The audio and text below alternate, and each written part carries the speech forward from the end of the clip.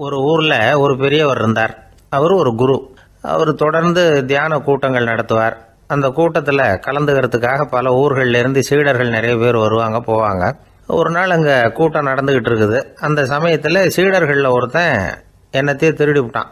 மற்ற சீடர்கள் அதை கவனிச்சுட்டாங்க. இவன் ஆப்பிட்டுக்கிட்டான். கூட்டம் முடிஞ்ச பிற்பாடு இவன் திருடின விஷயத்தை அந்த பெரியவர்கிட்ட போய் சொன்னாங்களாம். அவர் கவனத்துக்கு கொண்டுகிட்டு போனாங்க. ஆனால் அவர் இதை காதிலே போட்டுக்கல, கண்டுக்கவே இல்லை. போய் சொன்ன சீடர்களுக்கெல்லாம் ஏமாத்தமாக போயிட்டுது. என்ன இது, இவ்வளவு தூரம் நாம் கண்டுபிடிச்சி போய் சொல்கிறோம், அவர் கண்டுக்கவே மாட்டேங்கிறாரே அப்படின்னு ஒரு மாதிரி ஆயிட்டாங்க. இருந்தாலும் அதை பற்றி ஒன்றுமே சொல்லிக்கல, பேசாமல் இருந்துட்டாங்க. கொஞ்ச நாள் ஆச்சு. அதே ஆள் மறுபடியும் ஒரு திருட்டில் மாட்டிக்கிட்டான். சீடர்கள் மறுபடியும் அந்த குரு கிட்ட விஷயத்தை சொன்னாங்க. அவர் அப்பவும் வழக்கம் போல சும்மாவே இருந்துட்டார். இவர் இப்படி இருக்கிறத பார்த்ததும் அந்த சீடர்களுக்கு கோபம் வந்துட்டுது. உடனே அந்த சீடர்கள்லாம் ஒன்று கூடி பேசினாங்களாம். எல்லாருமா சேர்ந்து ஒரு விண்ணப்பம் தயார் பண்ணாங்க. அதை குருநாதர்கிட்ட கொண்டுட்டு போய் கொடுத்தாங்க.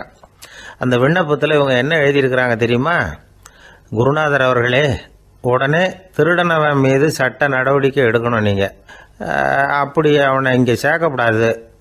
நீங்கள் சேர்த்தீங்கன்னா நாங்கள் இங்கே இருக்கிறத பற்றி யோசிக்க ஆரம்பிச்சிருவோம். அவனை இந்த மடத்தை விட்டே துரத்தி பண்ணணும். நீங்கள் அவனை வெளியில் அனுப்புங்க, இல்லைன்னா நாங்கள் அத்தனை பேரும் வெளியில் போயிடுறோம். இப்படி தான் அந்த விண்ணப்பத்தில் எழுதியிருக்கிறாங்க. குரு அந்த விண்ணப்பத்தை வாங்கி படித்து பார்த்தார். அதுக்கப்புறம் அதை எழுதின அத்தனை பேரையும் கூப்பிட்டாரு. எல்லாரும் இப்படி வாங்கன்னாரு. வந்தாங்க. இப்படி என் எதிரில் உட்காருங்கன்னார். உட்காந்தாங்க. அப்புறம் சொன்னார், இதை பாருப்பா, நீங்கள் எல்லாரும் புத்திசாலிகள். உங்களுக்கு எது நல்லது எது கெட்டதுங்கிறது நல்லா தெரியும். நீங்கள் மேற்கொண்டு ஏதாவது படிக்கணும்னு நினச்சா வேறு எங்கே வேணும்னாலும் போகலாம். அதுக்கு நான் தடை சொல்ல மாட்டேன். ஆனால் உங்களால் குற்றம் சாட்டப்பட்ட அவன் இருக்கானே, அவன் எப்படின்னா அவனுக்கு எது நல்லது எது கெட்டதுங்கிறதெல்லாம் தெரியாது. அதனால தான் திருடுறான். நீங்கள் சொல்கிறது மாதிரி அவனை அடித்து துரத்தி விடுறோம்னு வச்சுக்கோங்க, அவனுக்கு எப்படி நல்லது கெட்டது தெரியும்? அவனுக்கு அதை யார் சொல்லி கொடுக்கறது? அதனால் இங்கேயே இருக்கட்டும், அதுதான் சரி.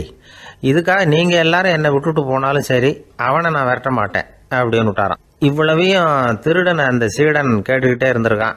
அவன் கண்களில் கண்ணீர். அப்படியே எழுந்திரிச்சு வந்தான். குரு காலில் விழுந்தான். அவன் கண்ணீரில் அவனது தீமை கழுவப்பட்டது அப்படிம்பாங்க. அதாவது சீடர்களுக்கு அந்த குருவோட பெருமை அப்போ தான் புரிஞ்சுதான். ஒரு நல்ல ஆசிரியர் இருக்காருன்னு வச்சுங்க, நல்லா படிக்கிற பையனுக்கு தான் பாடம் சொல்லி கொடுப்பேன்னா அது என்ன பெரிய விஷயமா? மோசமாக படிக்கிறவனையும் மாற்றி காட்டுறேங்கிறது தான் பெருமை. இந்த காலத்து குரு ஒருத்தர் ஒரு ஆசிரமம் வச்சு நடத்திட்டு வந்தார். நிறைய பேர் தினம் வருவாங்க போவாங்க. ஒரு நாள் ஒருத்தன் வந்தான். அந்த குரு முன்னாடி போய் நின்னான். ஐயா, என்ன உங்கள் சீடனாக ஏற்றுக்கணும்னா. அந்த குரு நிமிர்ந்து பார்த்தார். உன்னுடைய நோக்கம் என்னன்னு கேட்டார். ஐயா, உங்ககிட்ட கொஞ்ச நாள் இருந்தேன்னா நல்ல பழக்க வழக்கங்களை கற்றுக்கலாம். அதுக்கப்புறம் வெளியில் போய் ஒரு நல்ல தொழில் தொடங்கி வாழ்க்கையில் முன்னுக்கு வரணுங்கிறது தான் என்னோட நோக்கம் அப்படின்னா. நீ சொல்கிறது சரி, ஆனால் உன்னால் இங்கே நல்ல பழக்க வழக்கங்களை கற்றுக்க முடியலன்னு வச்சுக்கோ, அப்போ என்ன பண்ணுவேன் அப்படின்னு கேட்டார் அவர். அப்படி ஆச்சுன்னா என்ன, உங்களை மாதிரியே ஒரு ஆசிரமம் ஆரம்பித்து அதுக்கு குருவாக இருந்துட்டு போகிறேன் அப்படின்னா. ஒரு ஊரில் ஒரு குரு இருந்தார். ஒரு நாள் அவரை தேடிட்டு ஒருத்தன் வந்தான். உனக்கு என்ன வேணும்னு கேட்டார் குரு. எனக்கு ஞான தெளிவு வேணும், அதுக்கு உங்கள் உபதேசம் எனக்கு தேவைன்னா. உபதேசம் வேணும்னா அதை பெற்றுக்கொள்ளுகிற அளவுக்கு தகுதி உள்ளவனா உன்னை தயார்படுத்திக்கணுமேன்னார். அதுக்கு நான் என்ன செய்யணும்னு சொல்லுங்கன்னா, முதல்ல நீ செய்ய வேண்டியது என்னன்னா, உங்ககிட்ட இருக்கிற எல்லா கெட்ட குணங்களையும் விட்டுட்டு 1 வருஷம் கழிச்சு வா, அப்புறம் பார்க்கலான்னார். அவ்வளவுதானே, சரின்னு சொல்லிவிட்டு அவன் போயிட்டான். 1 வருஷம் கழிச்சு வந்தான். அவன் அங்க வந்து சேர்ந்த சமயத்துல அந்த ஆசிரமத்தின் மண் தரைய ஒரு வேலைக்காரன் பெருக்கி சுத்தம் பண்ணிட்டு இருக்கிறான். அந்த மண் தரையிலிருந்து எழுந்த புழுதி அதிகமா இருந்தது. அது காத்துல கலந்தது. சீடனையே மறைக்கிற அளவுக்கு ஆயிட்டுது. ஒரே புழுதி மயம். சீடனுக்கு கோபம் வந்துட்டுது. அந்த வேலைக்காரனை அடிக்கிறதுக்காக கையை வாங்கிட்டு போனான். அவன் ஓடி போய் குரு கிட்ட சொல்லிவிட்டான். குருவே, உங்க உத்தரவுப்படிதான் நான் தரையை சுத்தம் பண்ணேன், ஆனா அந்த ஆள் என்ன அடிக்க வர்றான் அப்படின்னா. குரு பார்த்தார். அந்த சீடனை கூப்பிட்டார். இத பாருப்பா, உன்னுடைய எண்ணங்கள்ல பாம்பு புகுந்துட்டுது. அதையெல்லாம் விரட்டி அடிச்சு விட்டு 1 வருஷம் கழிச்சு வா, அதுக்கப்புறம் பார்க்கலான்னு விட்டார். சீடன் யோசனை பண்ணான். சரின்னு சொல்லிட்டு போயிட்டான். ஒரு வருஷம் கழிச்சு மறுபடியும் வந்தான். இப்போ அவன் வர்ற சமயத்துல அந்த வேலைக்காரன் என்ன பண்ணான் தெரியுமா? குரு கட்டளைப்படி தரையை பெருக்கினான். அப்புறம் அந்த புழுதியை எடுத்து வேணும்னே அந்த சீடன் மேல தூவினான். அவ்வளவுதான், சீடனுக்கு மகாகம் வந்துட்டுது. அந்த வேலைக்காரனை பிடிச்சி கண்ணாமண்ணான்னு திட்டிவிட்டான். வேலைக்காரன் குரு கிட்ட ஓடனான். ஐயா, அந்த ஆளு வாய்க்கு வந்தபடியெல்லாம் திட்டுறான் அப்படின்னா. குரு பார்த்தார். ஓ அப்படியா? அப்படின்னா இந்த தடவை பாம்புகள் கிடையாது, இப்போ அவன் இதயத்துக்குள்ள நுழைஞ்சிருக்கிறது நாய். அதை விரட்டி அடிச்சு விட்டு இன்னும் ஒரு வருஷம் கழிச்சு அவனை வர சொல், அப்புறம் பார்க்கலாம் அப்படின்னு சொல்லி அனுப்பி வச்சுட்டார். சீடன் திரும்பி போயிட்டான். ஒரு வருஷம் கழிச்சு மறுபடியும் வந்தான். இப்போ அவன் வர்றப்போ என்ன செய்யணுங்கிறத அந்த வேலைக்காரங்கிட்ட குரு ஏற்கனவே சொல்லி வச்சிருக்கிறார். அது பிரகாரமே அவன் பண்ணினான். அவன் என்ன செஞ்சான் தெரியுமா? கூட்டி பெருக்கின புழுதியை எல்லாம் ஒரு வாளி தண்ணியில போட்டு நல்லா கலக்கி அந்த சீடன் தலையில ஊத்தினான்.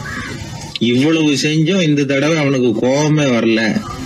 அதுக்கு பதிலா அவனை பார்த்து நன்றின்னா. எதுக்கு நன்றி தெரியுமா? எதையும் சகிச்சுக்கிட்டு அமைதியா இருக்கும் குணத்தை கற்றுக்கொள்வதற்கு உதவியா இருந்ததுக்காக அந்த வேலைக்காரனுக்கு நன்றி. இத கேள்விப்பட்ட உடனே அந்த குரு ஓடி வந்தார். இவனை கட்டி பிடிச்சுக்கிட்டார். இனிமே நான் உனக்கு உபதேசம் பண்ணலாம், அதுக்கான தகுதி உனக்கு வந்துட்டுதுன்னார். இதுல இருந்து என்ன தெரியுது? ஒருத்தர்கிட்ட உபதேசம் வாங்கணும்னா கூட அதுக்குன்னு ஒரு தகுதி நமக்கு தேவைப்படுது. சகிப்புத்தன்மை ஒவ்வொரு மனிதனுக்கும் தேவைதான். இந்த காலத்துல ஒரு குரு, அவரை தேடி ஒருத்தன் வந்தான். குரு அவனை நிமிர்ந்து பார்த்துட்டு சொன்னார், நீ முதல்ல சகிப்புத்தன்மையை வளர்த்துக்கிட்டு அதுக்கப்புறம் என்கிட்ட வாடினார். இவன் அவரை நிமிர்ந்து பார்த்துட்டு சொன்னான், குருவே, நான் உங்ககிட்ட வந்திருக்கிறதே சகிப்புத்தன்மையை வளர்த்துக்கிறதுக்காகத்தானே அப்படின்னு. நம்பிக்கை இல்லைன்னா இந்த உலகத்தில் நாம் நடமாடவே முடியாது. அவநம்பிக்கையோடு இருந்துக்கிட்டு இருந்தால் என்றைக்கும் அவஸ்தை தான். நாம் நம்புறது நடக்குதோ இல்லையோ அது வேற விஷயம்.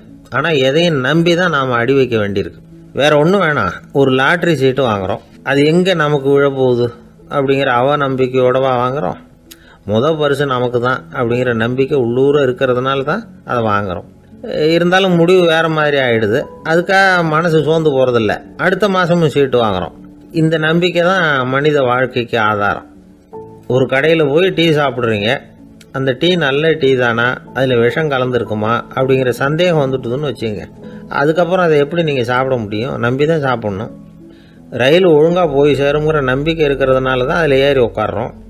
லெட்டர் ஒழுங்காக போய் சேருங்கிற நம்பிக்கை இருக்கிறதுனால தான் பெட்டியில் போடுறோம். சரி, நம்ம கதையெல்லாம் நம்மளோட இருக்கட்டும். மனித நம்பிக்கை எந்த அளவுக்கு உறுதியாகவும் அறிவுபூர்வமாகவும் இருக்கணுங்கிறதுக்கு அலெக்சாண்டர் வாழ்க்கையில் நடந்த ஒரு சம்பவத்தை உதாரணமாக சொல்லலாம். இந்த உலகத்தையே ஜெயிக்கணும்னு புறப்பட்டார் அலெக்சாண்டர். ஒரு கட்டத்தில் அவர் சிட்னஸ் நதி கரைக்கு சேர்ந்தார். அந்த சமயத்தில் அவருக்கு கடுமையான நோய் வந்துட்டுது. அவர் கூடவே வந்திருந்த கிரேக்க வைத்தியர்கள் என்னென்னமோ முயற்சியெல்லாம் பண்ணி பார்த்தாங்க. இருந்தாலும் அலெக்சாண்டருக்கு வந்திருக்கிறது என்ன நோய்ங்கிறத அவங்களால கண்டுபிடிக்க முடியல. ஏன்னா அந்த பகுதியில் உள்ளவங்களுக்கு மட்டுமே அதிகமாக வரக்கூடிய ஒரு வினோதமான நோயாக இருந்தது அது. ஆனால் அவர் இருக்கிற இடம் எதிரியோட இடம், பாரசீக மன்னனோட ஆளுகைக்கு உட்பட்ட இடம். என்ன பண்ணுறது அப்படின்னு எல்லாரும் யோசனை பண்ணாங்க. பாரசீக மன்னனோட அரண்மனையில் இருக்கிற வைத்தியர் வந்தால் இந்த நோயை குணப்படுத்தி விடுவார் அப்படின்னு சொன்னாங்க. இருந்தாலும் எதிரியோட நாட்டில் இருக்கிற வைத்தியரை கூப்பிட்டு எப்படி நம்பி வைத்தியம் பார்க்க சொல்கிறது அப்படின்னு சொல்லி எல்லாரும் தயங்கினாங்க. ஆனால் அலெக்சாண்டர் தயங்கலை. பரவாயில்ல, அழைச்சிட்டு வாங்கன்னு விட்டார். உடனே அவரை போய் அழைச்சிட்டு வந்துட்டாங்க. அவர் வந்தார். அலெக்சாண்டர் உடம்பை பரிசோதனை பண்ணி பார்த்தார். சரி, இதை குணப்படுத்தி விடலாம், பயப்பட வேண்டியதில்லை. ஆனால் இதுக்கு ஒரு மூலிகை ரசம் தயார் பண்ணி கொடுக்கணும். நான் போய் அதை தயார் பண்ணிவிட்டு 2 நாளில் திரும்பி வந்துடுறேன் அப்படின்னு சொல்லிவிட்டு போனார் அந்த வைத்தியர். அதே மாதிரி 2 நாளில் திரும்பி வந்தார் மூலிகை ரசத்தோட. இதுக்கு இடையில் அலெக்சாண்டரோட தளபதிகளில் ஒருத்தர் ரகசியமாக ஒரு எச்சரிக்கை கடிதம் கொடுத்து அனுப்பியிருக்கிறான். அதை வாங்கி என்ன விஷயம்னு பார்த்தார். இப்போ உங்ககிட்ட வந்திருக்கிற எதிரி நாட்டு வைத்தியரை நம்பாதீங்க, அவன் கொண்டுகிட்டு வந்திருக்கிற மூலிகை ரசத்தில் விஷம் கலந்துருக்குது அப்படின்னு அதில் எழுதியிருக்கு. அதை பார்த்தார் அலெக்சாண்டர். இருந்தாலும் கொஞ்சம் கூட அலட்டிக்கல. வைத்தியர் கொடுத்த மருந்தை வாங்கி கடகடன்னு குடிச்சுட்டார். குடிச்சுட்டு அதுக்கப்புறம் அந்த கடிதத்தில் இருந்த விஷயத்தை அந்த வைத்தியர்கிட்ட சொன்னார். வைத்தியர் திகைச்சு போயிட்டார். தன் மேலே அலெக்சாண்டர் வச்சிருக்கிற நம்பிக்கையை பார்த்து அவருக்கு ரொம்ப வியப்பு. வைத்தியர் உண்மையிலேயே நல்ல மருந்து தான் கொண்டுட்டு வந்து கொடுத்துருக்கிறார். அதில் விஷம்லாம் எதுவும் கலக்கலை. அதுக்கப்புறம் அலெக்சாண்டர் அந்த வைத்தியரை பார்த்து சொன்னாராம், நம்பிக்கைங்கிற அச்சாணியை ஆதாரமாக வச்சுக்கிட்டு தான் இந்த உலகம் சுற்றிக்கிட்டு இருக்குது. எனக்கு எதிரியாக இருந்தாலும் பாரசீக மன்னர் ரொம்ப பெரியவர். அப்பேற்பட்ட மன்னருடைய அரண்மனை வைத்தியர் தொழில் நேர்மை இல்லாதவராக இருக்க மாட்டார். அப்படி இருந்தால் அவரை அரண்மனை வைத்தியராக வச்சிருக்கவே மாட்டாங்க அப்படின்னு நம்பினேன். என்னுடைய நம்பிக்கை வீண் போகலை அப்படின்னாராம். இதுதான் மானுட நம்பிக்கைங்கிறது.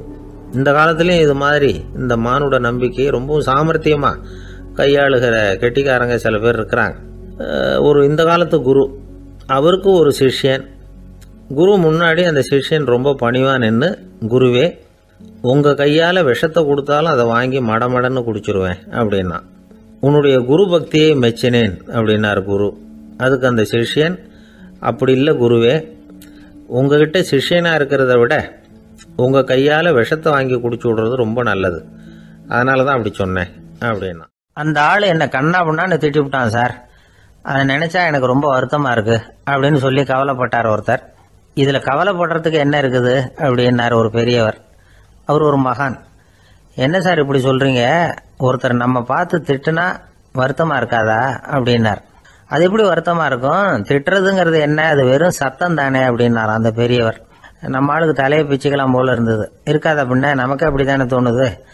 அந்த பெரியவர் சொல்கிறது ரொம்ப பெரிய விஷயம். அதை நாம் புரிஞ்சிக்க முயற்சி பண்ணலாம்னா நடைமுறை வாழ்க்கைக்கு அது ஒத்து வர்றது மாதிரி தெரிய மாட்டேங்குது. இருந்தாலும் அந்த பெரியவர் அதுக்கு என்னதான் விளக்கம் கொடுக்குறாருன்னு பார்ப்போமே. ஒரு ரயில் போயிட்டுருக்கு, அதில் ஒரு சாது போயிட்டுருக்கார். அந்த ரயில் அவர் ஹரித்வாரம் போயிட்டுருக்கார். அவர் ரயிலில் ஏகப்பட்ட கூட்டம். நம்ம ஊர் ரயில் கேட்க வேணும், டிக்கெட் வாங்கிட்டு கொஞ்சம் பேர், வாங்காத கொஞ்சம் பேர். அது என்னத்துக்கு அனாவசியமாக டிக்கெட் அப்படிங்கிற நினைப்பில் பாதி பேர். இந்த கூட்டத்துக்கு மத்தியில் அந்த சாதுவும் போயிட்டு இருக்கிறார். உட்கார்றதுக்காக இருந்த இடத்துல ஒரு ஆள் படுத்திருக்கிறான், கொஞ்சம் முரட்டு ஆசாமி. அவன் காலு பக்கத்தில் கொஞ்சோண்டு இடம் பாக்கி இருந்தது. அந்த இடத்துல இந்த சாது உட்காந்துருந்தார். மெதுவாக உட்காந்துக்கிட்டார் போய். ஆனால் அந்த ஆள் ராத்திரி பூரா இவரை காலால் உதச்சிக்கிட்டே இருக்கிறான். அது இவருக்கு ரொம்ப அவமானமாக பட்டுது. அதனால் துக்கம் ஏற்பட்டது. இருந்தாலும் அதை ஒரு மாதிரியாக சகிச்சுக்கிட்டே இவர் சேர்ந்தார். பொழுது விடிஞ்சது. அந்த சாது ஹரித்வார் சேர்ந்தார். அங்கே ஒரு பெரிய ஞானியை சந்திச்சார். ராத்திரி ரயிலில் அந்த ஆள் உதைச்சதையும் அதனால் தனக்கு ஏற்பட்ட துக்கத்தையும் இந்த சாது அந்த ஞானிகிட்ட சொன்னார். சொல்லிவிட்டு, ஏன் சுவாமி, எனக்கு துக்கம் ஏற்பட்டதே அது தப்பா அப்படின்னு கேட்டார். தவறுதான்னார் அந்த ஞானி. உனக்கு இன்னமும் தேக அபிமானம் போகலைங்கிறது தான் அது காட்டுது. அஷ்டாவக்கிரர் என்ன சொல்றார் தெரியுமா, உண்மையான ஞானி யாராவது தன்னை வந்தனை செய்தால் அதற்காக சந்தோஷப்பட மாட்டார், யாராவது நிந்தனை செய்தால் அதற்காக வருத்தப்பட மாட்டார் அப்படின்னு சொல்றார். நிந்தனைங்கிறது ஒரு ஒலி தான். தேகாபிமானம் இருக்கிற வரைக்கும் இந்த ஒலி நம்மளை வேதனைப்படுத்தும். நான் தேகம் இல்லை, ஆத்மா அப்படிங்கிற நினைவு இருந்தா இந்த ஒலி நம்மளை பாதிக்காது. மனு என்ன சொல்றார் தெரியுமா, ஒரு சாதகன் பாராட்டுதலை விஷம்னு நினைச்சு பயப்படணும், அவமானத்தை அமிர்தம்னு நினைச்சு சந்தோஷப்படணுங்கிறார். அவமானப்பட்டா கவலைப்படாமல் எப்படி இருக்க முடியும் அப்படின்னு தான் நமக்கு தோணும். அதனால தான் நம்மள யாரும் இதுக்கு உதாரணமாக யாரையும் காட்ட முடியல. புத்தரையும் கபீரையும் உதாரணமாக காட்டுறாங்க. அவங்களுக்கெல்லாம் அவமானம் ஏற்பட்டப்போ கவலையே படலையாம். புத்தரை அவமானப்படுத்தணுங்கிறதுக்காக கௌசாம்பி ராணி ஒரு இளம் பெண்ணை கொலை பண்ணி சடலத்தை புத்தர் குடிசைக்கு முன்னாடி போட சொன்னார். போட்டாங்க. புத்தர் தான் அந்த பொண்ணை கெடுத்து கொலை பண்ணிவிட்டாருன்னு எல்லாரும் நினைச்சாங்க. ஆனால் புத்தர் இதை பற்றி கவலையே படலை. அப்புறமா உண்மை தெரிஞ்சதும் புத்தர் புகழ் இன்னும் அதிகமாயிட்டது. ஒரு பெரிய சபையில் ஒரு மோசமான பொண்ணு நுழைஞ்சி தனக்கும் கபீருக்கும் சம்பந்தம் உண்டுன்னு சொன்னா. கபீர் கவலைப்படலை. அவங்க மாதிரியெல்லாம் நாமளும் இருக்க கற்றுக்கணும். நிந்தனை, அபகீர்த்தி, அவமானம் எல்லாம் ஆண்டவன் கொடுக்கிற பிரசாதம்னு நினைக்கணும் அப்படின்னு சொல்றார் அந்த ஞானி.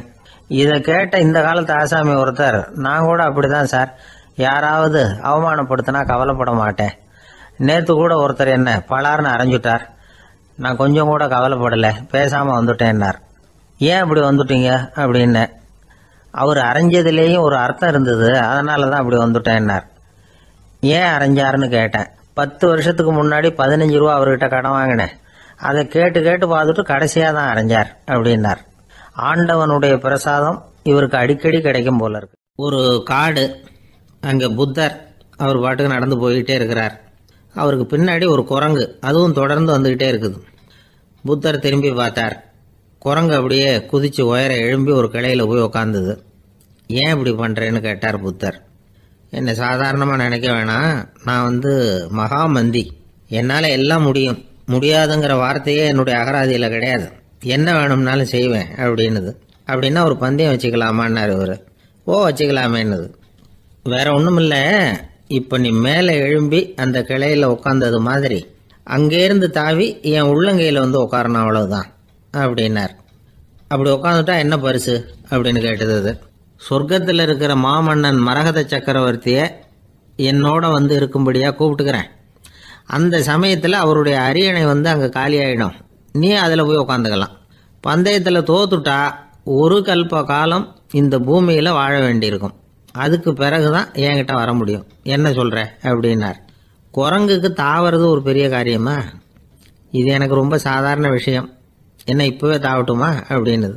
சரின்னு சொல்லி உள்ளங்கையை நீட்டினார். அவருடைய கை தாமரை இலை அளவுக்கு அப்படியே விரிஞ்சுது. குரங்கு சௌரியமாக உட்கார்றதுக்காக.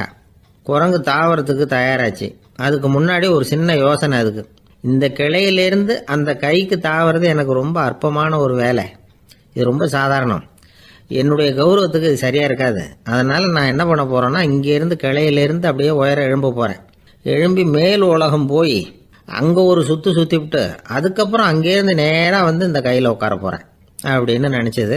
என்ன யோசிக்கிற அப்படின்னார் புத்தர். ஒன்றும் இல்லை, இந்த பாயிரம் பார் அப்படின்னு சொல்லி தாவி உயர போயிட்டுது. கொஞ்ச நேரத்தில் வான உலகத்துக்கே போய் சேர்ந்துட்டுது. அங்கே போய் பார்த்தா அங்கே ஒரு 5 பளிங்கு தூண்கள் இளம் சிவப்பு நிறத்தில் நின்றுக்கிட்டு இருக்குது. குரங்கு நினச்சிக்கிட்டது, புத்தர்கிட்ட போய் இந்த பளிங்கு தூண்களை பார்த்தோம்னு சொன்னால் அப்படியே திகைச்சு போயிடுவார், இந்த தூணில் ஏதாவது அடையாளம் செஞ்சுட்டு போகணும் அப்படின்னு அந்த இடத்துல மிதந்துக்கிட்டே நினச்சிது. உடனே ஒரு தூணில் எழுதிச்சு. என்ன எழுதிச்சுன்னா, ஒரு மகா ஞானி இங்கே வந்துட்டு போகிறார் அப்படின்னு எழுதிச்சு. எழுதிவிட்டு அப்படியே கீழே தாவி புத்தரோட உள்ளங்கையில் உட்காந்துது. எப்படி பார்த்தீங்களா என்னுடைய வேலை? வான உலகத்துக்கே போய் அங்கே இருக்கிற 5 பளிங்கு தூண்களை பார்த்துட்டு அதில் நான் வந்த விவரத்தை எழுதி வச்சுட்டு அதுக்கப்புறம் இங்கே வந்திருக்கிறேன் அப்படின்னுது ரொம்ப பெருமையாக. அப்படியா அப்படின்னார் புத்தர். ஆமாம், சந்தேகமாக இருந்தால் வாங்க, அழைச்சிட்டு போய் காட்டுறேன் அப்படின்னுது அந்த குரங்கு. அதுக்கு தேவையில்லை, அப்படியே கொஞ்சம் கீழே குனிஞ்சு பார் தெரியும் அப்படின்னார் புத்தர். அங்கே பார்த்தா புத்தரோட உள்ளங்கை தெரிஞ்சுது. நல்லா உத்து பார்த்துது.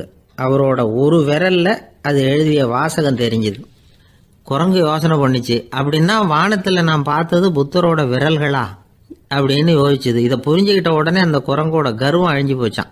நம்ம மனசு தான் இந்த குரங்கு. மனம்ங்கிறதும் ஆணவம்ங்கிறதும் ஒரு நாணயத்தின் 2 பக்கங்கள். மனம் உள்ளவரை ஆணவமும் இருக்கும். மனம் அழிஞ்சாதான் ஆணவம் அழியும். மனம் அழிய வேண்டும் அப்படின்னு பெரியவங்க சொல்கிறது இந்த அர்த்தத்தில் தான். நம்ம ஆளுங்க சவால் விடுறதெல்லாம் வேறு மாதிரி. ஒருத்தன் ஒரு வாய்க்காலை தாண்டுறேன்னு பந்தயம் கட்டி தாண்ட முடியாமல் வாய்க்காலில் விழுந்து காலை உடச்சிக்கிட்டு கட்டு போட்டுக்கிட்டு வந்தான். ஏன்டா அப்படின்னு கேட்டாங்க. நான் பந்தயம் கட்டின நேரம் சரியில்லை அப்படின்னா. எப்படிறான்னு கேட்டிருக்காங்க. வாய்க்காலில் தண்ணி இருக்கிற நேரமாக பார்த்து பந்தயம் கட்டியிருக்கணும் அப்படின்னா. அங்கே ஒரு புதர் தெரியுது இல்லையா, இந்த புதருக்குள்ளே ஒரு சிங்கம் இருக்குது.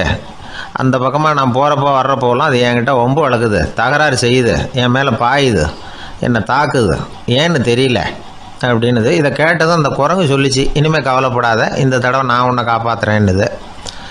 அதுக்கப்புறம் ஒரு நாள் அந்த குரங்கும் கழுதியும் அந்த புதர் பக்கமாக போய்கிட்டு இருந்தாங்க. எதிர்பார்த்தது மாதிரியே நடந்தது. அந்த சிங்கம் எதிரில் வந்தது, கழுதியை பார்த்தது, உடனே அது மேலே பாய ஆரம்பிச்சுட்டுது. அவ்வளவுதான். உடனே இந்த குரங்கு என்ன பண்ணிச்சு தெரியுமா, கிடுகிடுன்னு ஒரு மரத்து மேலே ஏறி உட்காந்துக்கிட்டது. அங்கே உட்காந்துக்கிட்டு கீழே அந்த கழுதியும் சிங்கமும் போடுற சண்டையை வேடிக்கை பார்க்க ஆரம்பிச்சுட்டுது. கொஞ்ச நேரம் கழித்து அடிபட்ட காயத்தோடு அந்த கழுதை மெதுவாக நடந்து வந்தது. குரங்கும் மெல்ல மரத்தை விட்டு கீழே இறங்குச்சு. இப்போ கழுதை கேட்டுது, என்னை காப்பாற்றுறேன்னு சொல்லிவிட்டு காலை வாரி விட்டுட்டியே, நீ பாட்டுக்கு மரத்து மேலே ஏறி உட்காந்துக்கிட்டே, இது நியாயமானது. குரங்கு பரிதாபமாக அதை பார்த்துது. நான் மரத்து மேலே இருந்து நீங்கள் 2 பேரும் சண்டை போட்டதை பார்த்துக்கிட்டு தான் இருந்தேன். உன்னோட சத்தம் தான் அதிகமாக இருந்தது, அது நீ சிரிக்கிற மாதிரி எனக்கு கேட்டுது. அதனால் நீ தான் ஜெயிச்சுக்கிட்டு இருக்க போல இருக்கு அப்படின்னு நினச்சிவிட்டேன். இன்றைக்கி பல பேர் இப்படி தான் இருக்கிறாங்களாம். யார் ஜெயிக்கிறாங்க யார் தோக்குறாங்கங்கிறத முகத்தை பார்த்து கூட கண்டுபிடிக்க முடியறதில்ல. பேசுகிற பேச்சை வச்சு கூட கண்டுபிடிக்க முடியறதில்ல. தோற்கிறவங்க கூட சிரிக்கிற மாதிரி முகத்தை வச்சுக்கிறான். இன்றைய மனிதர்கள்கிட்ட ஏகப்பட்ட முரண்பாடுகள். பொய் முகங்களோட உலவுகிறவர்கள் தான் அதிகம். உண்மை முகம் எங்கே இருக்குது அப்படிங்கிறத புரிஞ்சுக்கிட்டு நண்பர்களை தேர்ந்தெடுக்கணும் அப்படிங்கிறது ஒரு முக்கியமான கருத்து. கடவுள் இந்த உலகத்தை படைச்சு விட்டு அதுக்கப்புறமும் கொஞ்ச நாள் இங்கேயே தங்கியிருந்தாராம். அப்போ தான் அவருக்கு ஒரு உண்மை புரிஞ்சுதான் இந்த உலகத்தில் தங்கி இருக்கிறது எவ்வளவு இடைஞ்சல்னு. தினமும் மனிதர்கள் தேடி வந்து ஏதாவது புகார் சொல்லிக்கிட்டே இருந்தாங்களாம். எனக்கு அது வேணும் இது வேணும்னு கேட்டுக்கிட்டே இருந்தாங்களாம். சில பேர் வந்தாங்க, நாங்கள் வந்து விவசாயம் பண்ணுறோம், தண்ணி இல்லாமல் பயிர் காயுது, எங்களுக்கு மழை வேணும் அப்படின்னாங்க. அவங்க போனதும் அதுக்கப்புறம் சில பேர் வந்தாங்க, நாங்கள் வந்து மண்பானை செய்கிறவங்க நிறைய பானை செஞ்சு வச்சுருக்குறோம், மழை பெஞ்சால் எல்லாம் கரைஞ்சி வீணாக போயிடும், அதனால் இன்றைக்கி மழை பெய்யக்கூடாதுன்னாங்க. கடவுள் பார்த்தார், அவருக்கு என்ன பண்ணுறதுன்னே தெரியல, ஏகப்பட்ட குழப்பம், தலையை பிச்சுக்கலாம் போல் இருந்தது, கிட்டத்தட்ட பைத்தியம் பிடிக்கிற அளவுக்கு ஆகிட்டுது. எல்லாருடைய ஆசைகளையும் அவரால் நிறைவேற்ற முடியல, ஏன்னா ஒன்றுக்கு ஒன்று முரண்பாடாக இருந்தது. ஒரு நாள் தன்னுடைய அமைச்சரவையை கூட்டி ஆலோசனை கேட்டார். என்ன செய்யலாம்னு சொல்லுங்கன்னார். இது என்ன பிரமாதம், பேசாமல் இமயமலை அடிவாரத்தில் போய் உட்காந்துங்க, யாரும் தொந்தரவு பண்ண மாட்டாங்கன்னாங்க. அங்கேயும் மனிதர்கள் வர ஆரம்பிச்சுருவாங்களேன்னார் கடவுள். சரி அப்படின்னா சந்திரனில் போயிருந்துக்கலாமேன்னாங்க. அங்கேயும் மனுஷன் குடி வர போகிறான் அப்படின்னார் கடவுள். வெகு தூரத்துக்கு அப்பால் உள்ள நட்சத்திர மண்டலத்துக்கு போயிடலான்னாங்க. இதெல்லாம் நிரந்தர தீர்வாகாது, நிரந்தரமாக இந்த மனிதனுடைய தொல்லையிலேருந்து நான் விடுபடணும், அதுக்கு ஏதாவது வழி சொல்லுங்கன்னார் கடவுள். ஒரு வயசான ஆள் வந்தார். கடவுளுக்கு காதோட காதாக ஒரு வழியை சொன்னார். கடவுளுக்கு முகம் மலர்ந்தது. அதுதான் சரி, அப்படியே செஞ்சுடலான்னார். அந்த ஆள் சொன்ன ரகசியம் என்ன தெரியுமா? மனிதனால் அடைய முடியாத ஒரு இடம் இருக்குது, அது வேறு எங்கேயும் இல்லை, அவனுக்கு உள்ளே இருக்குது, அங்கே போய் மறைஞ்சிங்க, அதுக்கப்புறம் மனிதர்களால் உங்களுக்கு தொந்தரவு இருக்காதுன்னார்.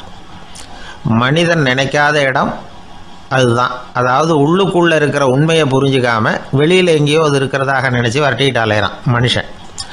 உள்ளே இருக்கிற உண்மை புரிஞ்சால் நாம் தன்னம்பிக்கையோடு தலை நிமிர்ந்து வாழலாம்.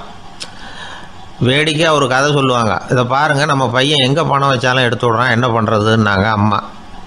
அப்பா கொஞ்சம் நேரம் யோசனை பண்ணார். அதுக்கப்புறம் சொன்னார், அவன் கண்ணில் படாத இடமா நம்ம வீட்டில் இருக்கிறது ஒரே இடம் தான், அங்கே பணத்தை வை திருட்டு போவாதுன்னார். அது எந்த இடம்னு கேட்டாங்க. அதுதான் அவன் பாட புஸ்தகம், அதில் வச்சுரு, அவன் தொடவே மாட்டான், பாட புத்தகத்தை தொடாமல் பரீட்சையில் வெற்றி பெற முடியாது அப்படிங்கிறத புரிஞ்சுக்கணும். உள்ளே இருக்கிற உண்மையை தொடாமல் வாழ்க்கையில் வெற்றி பெற முடியாது. அதனால் உண்மையை புரிஞ்சுக்கிட்டால் வாழ்க்கையில் வெற்றி நிச்சயம். ஆசைப்படுறதுல தப்பு இல்லை, ஆனால் அந்த ஆசை தேவைக்கு தகுந்த மாதிரி இருக்கணும். தேவைக்கு மீறிய ஆசைகள் இருக்கு பாருங்க, அது தேவையில்லை. இந்த கருத்தை வலியுறுத்தது மாதிரி ஒரு கதை உண்டு. தேவேந்திரனுக்கு திடீர்னு வீடு கட்டணும்னு ஒரு ஆசை வந்துதான். வீடுன்னா நாம கட்டுற மாதிரி இல்லை, தேவேந்திரன் வீடுன்னா சும்மாவா, ஒரு பிரம்மாண்டமான அரண்மனை கட்டணும். அது மாதிரி இந்த 3 லோகத்திலையும் ஒரு அரண்மனை கிடையாது அப்படின்னு எல்லாரும் சொல்லணும். இது அவனோட ஆசை. உடனே தேவ தச்சரான விஸ்வகர்மாவை கூப்பிட்டான், உத்தரவு போட்டான். விஸ்வகர்மா தன்னுடைய உதவியாளர்களை எல்லாம் கூப்பிட்டு ஒன்றா சேர்த்துக்கிட்டார்.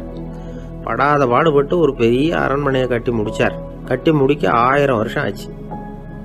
தேவேந்திரன் வந்து பார்க்குறான், அவனுக்கு திருப்தி ஏற்படலை. என்னுடைய அந்தஸ்துக்கு இது ரொம்ப சாதாரணமான கட்டிடம், இதை விட இன்னும் பெருசாக கட்டு அப்படின்னா. தேவ தச்சர் திணறி போயிட்டார். அவரால் அதுக்கு மேலே எதுவும் செய்ய முடியல. என்ன பண்ணுறதுன்னு யோசனை பண்ணார். நேராக நாரதர் காலில் போய் விழுந்தார். நீங்கள் தான் என்னை இந்த பிரச்சனையிலேருந்து காப்பாற்றணும்னார். நாரதர் யோசனை பண்ணார். சரி கவலைப்படாதேன்னார். நேராக இந்திரன்கிட்ட போனார். இந்திரன் வந்து நாரதரை பார்த்த உடனே வாங்கன்னு கூட்டிகிட்டு போய் அரண்மனையை காட்டினான். இது மாதிரி ஒரு அரண்மனையை நீங்கள் வேற எங்கேயாவது பார்த்துருக்குறீங்களா அப்படின்னு ரொம்ப பெருமையாக கேட்டான். நான் பார்த்ததில்லை, ஆனால் என்னை விட வயசில் மூத்தவர் மகரிஷி லோமேசர், அவர் ஒரு வேளை பார்த்துருக்கிறாரா என்னமோ அப்படின்னார். உடனே அவரை மனசில் நினச்சி தியானம் பண்ணினார். அடுத்த கணம் லோமேசர் அங்கே வந்தார். இடையில ஒரு சின்ன துண்டு, கையில் ஒரு கமண்டலம், தலையில் ஒரு பாய், அவ்வளவுதான் அவர்கிட்ட இருந்தது. எதுக்காக தலையில் இந்த பாய் அப்படின்னு கேட்டான் இந்திரன். என்ன மாதிரி அற்ப ஆயுள் உள்ள ஒரு ஜீவன் தனியாக வீடு கட்டிக்கிட்டு திண்டாடணுமா? இந்த பாய் தான் ஒரு வீடு மாதிரி எனக்கு நிழல் கொடுக்குது அப்படின்னார் அவர். என்னது, உங்களுக்கு வந்து அவ்வளவு கொஞ்சமான ஆயுளா அப்படின்னு ஆச்சரியத்தோடு கேட்டான் இந்திரன். ஆமாம், இதை பாரு, என்னுடைய மார்பில் ஒரு பொற்காசு அளவுக்கு ரோமம் உதிர்ந்துட்டுது. எப்போ என் உடம்புல உள்ள எல்லா ரோமமும் உதிர்ந்துருமோ அப்போ என்னுடைய ஆயுள் முடியும் அப்படின்னார். எப்போ அந்த ரோமங்கள் பூரா உதிரும்னு கேட்டான் இவன். ஒரு பிரம்மா மறைஞ்சதும் ஒரு ரோமம் உதிரும். என் உடம்புல உள்ள ரோமங்களின் எண்ணிக்கை எவ்வளவோ அவ்வளவு பிரம்மாக்கள் தோன்றி அவங்க ஆயுள் முடியும் பொழுது என் உடம்புல உள்ள ரோமங்கள் பூரா உதிரும் அப்படின்னார். அப்படின்னா ஒரு பிரம்மாவோட ஆயுள் எவ்வளவு காலம்னு கேட்டான். ஒரு பிரம்மாவுக்கு 100 தேவ வருஷம். ஒவ்வொரு தேவ வருஷத்துக்கும் 365 தேவ நாள். ஒவ்வொரு தேவ நாள்லயும் ஒன்ன மாதிரி 14 இந்திரர்கள் தோன்றி மறைகிறாங்க அப்படின்னு மகரிஷி லோமேசர் சொல்றார். இதை கேட்டதும் இந்திரன் ஆடி போயிட்டான். அவ்வளவு ஆயுள் உள்ள இவரே அற்ப ஆயுள்னு சொல்றார். நான் என்னுடைய ஆயுளை பெருசா நினைச்சுக்கிட்டு பிரம்மாண்டமான அரண்மனை கட்டணும்னு ஆசைப்படுறேனே அப்படின்னு நினைச்சான். எனக்கு வீடு கட்டின வரைக்கும் போதும்னுட்டான். அதனால நாமெல்லாம் நம்முடைய தேவைக்கு தகுந்த மாதிரி ஆசைப்படுறது தான் நியாயம். ஆனால் அப்படியா நடந்துக்கிறோம்? மனுஷன் கடவுளையே ஏமாத்தி காசு வாங்கறதுக்குள்ள ஆசைப்படுறான். ஒருத்தன் கடவுளை நினைச்சு தவம் இருந்தான். கடவுள் நேரில் வந்தார்.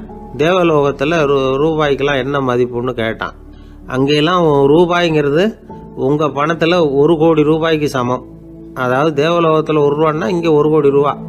அது மாதிரி எங்களுக்கு ஒரு நாளுங்கிறது உங்கள் கணக்கில் 1 கோடி வருஷத்துக்கு சமம் அப்படின்னார் கடவுள். அப்படின்னா எனக்கு நீங்கள் அதிகமாக எதுவும் தர வேணாம், உங்கள் கணக்குப்படி ஒரே 1 ரூபா கொடுங்க, அது போதும்னா இவன் ரொம்ப சாமர்த்தியமா. கடவுள் யோசனை பண்ணார். அது ஒன்றும் கஷ்டம் இல்லை, 1 ரூபா தானே கேட்குற, கொடுத்துட்றேன். ஆனால் இப்போ வரும்பொழுது நான் எடுத்துக்கிட்டு வரல, எங்கள் கணக்குப்படியே 1 நாள் பொறுத்துக்க பணத்தோடு வந்துடுறேன் அப்படின்னு சொல்லிவிட்டு பறந்து போயிட்டார். வாய் விட்டு சிரிச்சா நோய் விட்டு போகும் அப்படின்னு சொல்றது உண்டு. அது என்ன வெறும் அலங்காரத்துக்காக சொன்ன வார்த்தையா, இல்லை அர்த்தத்தோடு சொன்ன வார்த்தையா அப்படின்னு யோசிச்சா அதில் நிஜமாவே அர்த்தம் இருக்குதுன்னு தான் தெரியுது. ஆதாரபூர்வமாக அதுக்கு சில நிரூபணங்களும் இருக்குது. நார்மன் கசின்ஸ் அப்படின்னு ஒருத்தர் இருந்தார். அவர் ஒரு அமெரிக்க பத்திரிகை ஆசிரியர். அவருக்கு ஏதோ ஒரு விதமான அழற்சி நோய், இன்ஃப்ளமேஷன் டிசீஸ். அது டாக்டர்கள்லாம் அதுக்கு என்ன விதமான வைத்தியமும் கிடையாது அப்படின்னு சொல்லி பல இதெல்லாம் பார்த்துட்டு கடைசியாக சொல்லிவிட்டாங்க அதுக்கு வைத்தியமே இல்லைன்ட்டாங்க. டாக்டர்கள் தான் சொல்லிவிட்டாங்களே, அதனால் இது இப்படியே இருந்துட்டு போகட்டும் அப்படின்னு விட்டுற வேண்டியது தானே. ஆனால் அவர் அப்படி நினைக்கல. உடனே அவர் என்ன பண்ணார்னா, ஆஸ்பத்திரி ரூமை காலி பண்ணார். ஹோட்டலில் போய் ஒரு ரூம் எடுத்துக்கிட்டார். அங்கே போனார். தினமும் அவருக்கு பிடிச்ச தமாஷான படங்களை எல்லாம் டிவியில் போட்டு பார்த்துக்கிட்டு இருந்தார். சிரிப்பு வரக்கூடிய புத்தகங்களை எல்லாம் படித்தார். கொஞ்ச நாள் ஆச்சு, அவருக்கு இருந்த தொந்தரவு குணமாக ஆரம்பிச்சிட்டுது. இதை கேள்விப்பட்ட உடனே பழைய டாக்டர்கள்லாம் ஓடி வந்தாங்க. ஓடி வந்து பார்க்குறாங்க. அவர் உடம்பை சோதனை பண்ணி பார்க்குறாங்க. பார்த்தா அவர் உடம்பு குணமாகறதுக்கு உதவியாக இருந்தது சிரிப்பு தான் அப்படிங்கிறத விஞ்ஞானபூர்வமாக அவங்க ஒத்துக்கிட்டாங்களாம். இருந்தாலும் சிரிப்பு எந்த முறையில் எந்த விதத்தில் உதவி பண்ணுது அப்படிங்கிறத இன்னமும் சரியாக புரிஞ்சிக்க முடியல. ஆனாலும் ஒரு சில விஷயங்கள் மட்டும் புரியுது. அது என்னன்னா, சிரிப்பு சுவாசத்தை மேம்படுத்துது, ரத்த அழுத்தத்தை குறைக்குது, உடம்பு குணமாகறதுக்கே உரிய சில ஹார்மோன்கள் அதிகமாக உருவாக்கி வர்றதுக்கு வழி செய்யுது. இந்த அளவுக்கு தான் சிரிப்போட செயல்பாட்டை நாம் புரிஞ்சிக்க முடியுது. இருந்தாலும் இதை பற்றி கண்டுபிடிக்க வேண்டியது இன்னமும் ஏராளமாக இருக்குது. அதையெல்லாம் விவரமாக கண்டுபிடிக்கிற வரைக்கும் நாம் காத்துக்கிட்டு இருக்க வேண்டியதில்லை. இப்போவே தாராளமாக சிரிக்கலாம். அதில் என்னத்துக்கு சிக்கணும், காசா பணமா? சிரிப்புன்னா ஹாஹான்னு சத்தம் போட்டு சிரிச்சாதான் உடம்புக்கு நல்லதுன்னு இல்லை. லேசான புன்னகை கூட உடம்புக்கு நல்லது செய்யுமா. லேசாக புன்னகை பூத்தா அந்த சமயத்தில் நாம் எப்படி ஆகுது, நம்ம உடம்பு பூரா அமைதி அடையுதான். இதையும் ஆதாரபூர்வமாக கண்டுபிடிச்சி தான் சொல்கிறாங்க. எப்போவாவது மனசு சங்கடமாக இருக்கிறப்போ கொஞ்சம் முயற்சி பண்ணி முகத்தில் புன்னகையை கொண்டுகிட்டு வந்து பாருங்கள். அதோட சுகம் உங்களுக்கு அனுபவித்து பார்த்தா தான் தெரியும். கண்ணும் உதடும் மலரும் பொழுது இருக்கிற ஆனந்தமே ஆனந்தம் அப்படிங்கிறாங்க அனுபவித்து பார்த்தவங்க. வாழ்க்கையில் நாம் தமாஷா இருக்கணும்னா அதுக்கு சில வழிகளையும் அவங்க சொல்லி வச்சிருக்கிறாங்க. முதல்ல நீங்கள் உற்சாகமாக இருக்கிறவங்க கூடவே அதிகமாக பழகணும், அவங்க கூடவே அதிக நேரம் இருக்கிறது மாதிரி பார்த்துக்கணும். அழுது வடிகிறவங்க கிட்டேயே இருக்கக்கூடாது, அவங்கள அவாய்டு பண்ணுங்க, அவங்கள விட்டு விலகி வந்துடுங்க. உங்கள் முன்னாடி இருக்கிறவர் எப்பவும் மூஞ்சியை தொங்க போட்டுக்கிட்டே இருக்கிறவராக இருந்தால் கொஞ்ச நாளில் உங்கள் முகமும் அப்படியே ஆகிடுமா, ஜாக்கிரதையாக இருக்கணுமா. ரெண்டாவது, எடுத்ததுக்கெல்லாம் சீரியஸ் ஆகிடக்கூடாது, எதையும் நிதானமாக யோசிக்கணும். அடுத்தவங்க நம்மளை மதிக்கணுங்கிறதுக்காக நாம் பகட்டாக நடந்துக்கிறதுக்கு ஆசைப்படக்கூடாது. உங்களுக்கு பிடிச்ச தமாஷான வீடியோ படங்கள், புத்தகங்கள் இதையெல்லாம் லிஸ்ட்டு போட்டுக்கிட்டு முடிஞ்ச அளவுக்கு வாங்கி சேர்த்து வீட்டுக்குள்ளேயே ஒரு லைப்ரரி உண்டாக்கிக்கலாம். ஒரு பெரிய பிசினஸ்மேன், ரொம்ப வெற்றிகரமா பிசினஸ் பண்றவராம். அவர் எப்படின்னா அடிக்கடி ரயிலில் பிரயாணம் பண்றப்போ நியூஸ் பேப்பரை வச்சுக்கிட்டு ரொம்ப சுவாரஸ்யமா படிச்சுக்கிட்டே போவாராம். நியூஸ் பேப்பர்ல அப்படி என்ன சுவாரஸ்யமான விஷயம் அப்படின்னு எட்டி பார்த்தா அதுக்குள்ள ஒரு காமிக் புஸ்தகத்தை வச்சுக்கிட்டு படிச்சுக்கிட்டு இருப்பாராம். என்னங்க அப்படின்னு கேட்டா, என் மனசு லேசா இருக்கிறதுக்கு இது ரொம்ப உதவியா இருக்குது அப்படின்பாராம். அது ஒரு பக்கம் இருக்கட்டும். சிரிப்புன்னா எல்லா விதமான தமாஷும் உடம்புக்கு நல்லதுன்னு நினைச்சிடக்கூடாதான். ஜேம்ஸ் கரோல் அப்படிங்கிற அமெரிக்க உளவியல் நிபுணர் என்ன சொல்றாரு தெரியுமா? அடுத்தவங்களை குறை சொல்றது, கேலி பண்றது, நையாண்டி பண்றது, இது மாதிரியான நகைச்சுவையெல்லாம் நல்லது செய்யறது இல்லைங்கிறார் அவர். அடுத்தவங்களை தொந்தரவு பண்ணாத ஜோக்குகள் தான் எப்பவும் நல்லது. யாராவது ஜோக்கு சொன்னா தாராளமா சிரிக்கணும். ஒருத்தர் வந்தார், இன்னொருத்தரை கூட அழைச்சிக்கிட்டு வந்து என்கிட்ட காட்டினார். அவர் தன்னுடைய முகத்தை ரொம்ப சீரியஸா வச்சுக்கிட்டு இருந்தார். என்னங்க விஷயம் அப்படின்னு விசாரிச்சோம். வந்தவர் எங்களை பார்த்து சொன்னார், சார், இவர் கூட ஒரு பெரிய ப்ராப்ளம்னார். என்னன்னு, ஏதாவது ஒரு ஜோக்கு சொன்னா உடனே சத்தம் போட்டு சிரிக்க ஆரம்பிச்சுடுறாரு சார் அப்படின்னார். ஜோக்கை கேட்டுட்டு சிரிக்க ஆரம்பிச்சா அது ப்ராப்ளம் இல்லையே அப்படின்னு சொன்னோம். சிரிக்க ஆரம்பிக்கிறது ப்ராப்ளம் இல்லை சார், ஆனா அப்படி ஆரம்பிக்கிற சிரிப்பை அதுக்கப்புறம் நிறுத்தவே மாட்டேங்கிறார். நாள் கணக்கில் அது பாட்டு போயிட்டு இருக்கு, அதுதான் ப்ராப்ளம் அப்படின்னார் அவர். இந்த காலத்து புள்ள ஒருத்தன் தன்னோட அப்பாவை பார்த்து சொன்னான், அப்பா, நான் உனக்கு உதவி செய்யலாம்னு நினைக்கிறேன், என்ன உதவி செய்யணும்னு சொல்லு அப்படின்னா. நீ சும்மா இருந்தால் அதுவே எனக்கு செய்கிற பெரிய உதவிடா அப்படின்னார் அப்பா. சும்மா இருக்கிறதும் ஒரு உதவி தான், அது மாதிரி மௌனமும் ஒரு சமூக சேவை தான் அப்படிங்கிறார் காஞ்சி பெரியவர். நமக்கு 5 புலன்கள் இருக்குது, மெய், வாய், கண், மூக்கு, செவி. இந்த 5லேயும் அதிகப்படியான வேலை எதுக்குன்னு நினைக்கிறீங்க? வாய்க்கு தான். ஏன்னா அதுக்கு 2 வேலை. இப்போ கண்ணுக்கு பார்க்குறது மட்டும்தான் வேலை, காதுக்கு கேட்கறது மட்டும்தான் வேலை, மூக்குக்கு வாசனை அறியறது தான் வேலை, உடம்புக்கு உணர்றது மட்டும்தான் வேலை. ஆனால் வாய் அப்படி இல்லை, அதுக்கு 2 வேலை. சாப்பிட்றதும் அதுதான், பேசுகிறதும் அதுதான். அதாவது வாய் ஒன்று தான் கர்மேந்திரியமாகவும் இருக்குது, ஞானேந்திரியமாகவும் இருக்குது அப்படின்னு சொல்லுவாங்க. சாப்பாட்டில் உட்காந்தா எந்தெந்த ஆகாரம் என்னென்ன ருசின்னு அறிவிக்கிற வேலையும் செய்யுது. சபையில் உட்காந்தா பாடுறது, பேசுறது, சிரிக்கிறது, இது மாதிரியான வேலையும் செய்யுது. இன்னொரு வித்தியாசம், கண்ணு, காது, மூக்கெல்லாம் ஸ்ட்ரெயின் பண்ணிக்கிட்டு வேலை செய்கிறதில்ல. ஒரு ரோஜா பூவை பார்த்தா உடனே மூக்கு அப்படியும் இப்படியும் அசைய ஆரம்பிக்கிறதில்ல. ஒரு சங்கீதத்தை கேட்ட உடனே காது ஆட ஆரம்பிக்காது. ஆனால் வாய் அப்படி இல்லை, அது பேசினாலும் சரி சாப்பிட்டாலும் சரி அசைஞ்சு தான் ஆகணும். ஆக மற்றதை விட வாய்க்கு வேலை ஜாஸ்தின்னு தெரியுது. சாப்பிட்றது, பேசுறது அப்படின்னு 2 காரியம் அதுக்கு. இப்படி 2 காரியம் இருக்கிறதுனால அது 2ஐயும் பாதியாக குறைச்சிக்கணுங்கிறது கடவுள் அபிப்பிராயமாக இருக்கணும் அப்படிங்கிறார் காஞ்சி பெரியவர். ஆனால் இப்போ நாம் அப்படியா நடந்துக்கிறோம்? அதுக்கு நேர்மாறாக நடந்துக்கிறோம். நாம் சாப்பிட்றதும் அதிகம், பேசுகிறதும் அதிகம், 2 வேலையையும் தேவைக்கு அதிகமாகவே செய்கிறோம். வாய் தான் ரொம்ப ஓவர் ஒர்க்குடு. அதுக்கு ஓய்வு கொடுத்தா உடம்பும் நல்லாயிருக்கும், உலகமும் நல்லாயிருக்கும். மௌன விரதம் இருக்கிறதெல்லாம் எதுக்காக நினைக்கிறீங்க? இதுக்காக தான். இந்த காலத்தில் மௌனமாக இருக்கிறவங்கெல்லாம் மகத்தான தொண்டு செய்கிறாங்க அப்படின்னு தான் சொல்லணும். சத்தம் அதிகமாக போய் தான் சவுண்டு பொல்யூஷன் வருது. அது மட்டும் இல்லை, மௌனமாக இருந்தால் சண்டை சச்சரவே வராது. மௌனம் கலக நாஸ்தி. ஆக இதுவும் ஒரு சமூக சேவை தான். நமக்கு தான் வாய் இருக்குதுங்கிறதுக்காக வசமாக சாப்பிட்றதும் தப்பு, வளவளன்னு பேசுகிறதும் தப்பு. ஒரு கருத்தை சொல்கிறதுக்கு ஒரே ஒரு சொல்லு போதும் அப்படின்னு இருக்கும்பொழுது 2 சொற்களை செலவு பண்ணாதே. எவ்வளவு சொன்னாலும் அதனால் ஒரு பயனும் விளையாது அப்படின்னு தெரிய வருமேயானால் அந்த ஒரு சொல்லையும் விரயம் பண்ணாதே அப்படிங்கிறார் ஒரு அறிஞர். எல்லா குணங்கள்லேயும் மௌனம்தான் சிறந்தது அப்படிங்கிறார் ஒருத்தர். மௌனமாக இருக்கிறது மூலமாக மற்றவர்கள் குறைகளை நம்மளால் தெரிஞ்சிக்க முடியும். அதே சமயத்தில் நம்மக்கிட்ட இருக்கிற குறைகளை மற்றவங்களுக்கு தெரியாமல் மறைச்சிக்கவும் முடியுங்கிறார் அவர். உண்மைதானே? ஒரு பெரிய மேடை பேச்சாளர், பொது வாழ்க்கையில் 25 வருஷ காலமாக ஈடுபட்டிருக்கிறவர். அவர் மனைவி ஒரு நாள் சொன்னாங்க, எங்கள் வீட்டுக்காரர் 25 வருஷ காலமாக பொது வாழ்வில் ஈடுபட்டிருந்தா கூட இந்த மாதம் 10ஆம் தேதியிலேருந்து தான் மக்களுக்கு சேவை செய்ய ஆரம்பிச்சிருக்கார் அப்படின்னு நாங்கள் ரொம்ப பெருமையாக. 10ஆம் தேதிக்கு அப்படி என்ன விசேஷம் அப்படின்னு கேட்டோம். அன்னையிலேருந்து தான் அவர் மேடையில் பேசுகிறத நிறுத்தினார் அப்படின்னாங்க அந்த அம்மா. ஒரு காட்டில் ஒரு நரி இருந்தது. ஒரு நாள் காலை நேரம் அது தன்னுடைய இருப்பிடத்திலிருந்து வெளியில் வந்தது. கொஞ்சம் தூரம் நடந்து வந்தது. அப்போ தான் அது தன்னோட நிழலை கவனித்து பார்த்தா அது ரொம்ப நீளமாக பெருசாக இருக்குது. காலை நேரத்தில் நிழல் அப்படி தானே இருக்கும். ஆனால் அந்த நரிக்கு அந்த விஷயம் தெரியல. தன்னுடைய நீண்ட பெரிய நிழலை பார்த்து ஆச்சரியப்பட்டது. ஆஹா, நாம இவ்வளவு பெருசாவா இருக்கிறோம் அப்படின்னா என்னுடைய காலை சாப்பாட்டுக்கு ஒரு யானை இல்லைன்னா ஒரு ஒட்டகம் கிடைச்சாதான் சரியா இருக்கும் போல இருக்கு அப்படின்னு முடிவு பண்ணிட்டுது. உடனே ஒரு யானை அல்லது ஒட்டகத்தை தேடி அலைஞ்சுது, எங்க கிடைக்கும்னு. கிடைக்கவே இல்லை. மத்தியானம் 12 மணி ஆயிட்டுது. பசியோடு அலையுது. இப்ப தன்னோட நிழலை பார்த்தது. அது மத்தியான நிழல் எப்படி இருக்கும், அது ரொம்பவும் குறுகி போய் தெரிஞ்சுது. உடனே அந்த நரி என்ன நினைச்சுக்கிட்டு தான் தெரியுமா, காலை ஆகாரம் சாப்பிடாததுனால நம்ம உடம்பு இப்படி அழிச்சு போட்டுதே அப்படின்னு நினைச்சுக்கிட்டு தான். கொஞ்ச நேரம் கழிச்சு மறுபடியும் தன்னுடைய நிழலை பார்க்குது. அது இன்னமும் குறுகி போய் காலடியிலேயே வந்துட்டுது. அதுக்கு பயமா போயிடுது.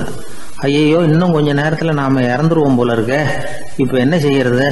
இந்த சமயத்துல ஒரு எறும்பு கிடைச்சா கூட போதும், அதை நம்ம காலை ஆகாரமா நினைச்சு சாப்பிட்டுள்ளாமே அப்படின்னு நினைச்சுதான். நம்முடைய நிழல் கூட நம்மள மாதிரியே தான் அடிக்கடி மாறிக்கிட்டே தான் இருக்குது. அது எப்பவும் ஒரே மாதிரி இருக்கிறது இல்ல.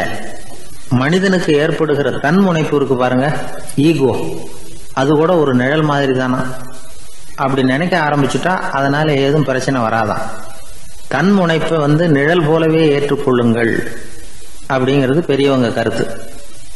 ஒரு காரியத்தை வெற்றிகரமா நல்ல விதமா செஞ்சு முடிக்கிறோம்னு வச்சுக்கோங்க, அந்த சமயத்துல ஒரு வித நுட்பமான தற்பெருமை நமக்குள்ள உண்டாகுது. இது இயற்கையானது, அதனால இது மேல பற்று வைக்கக்கூடாது.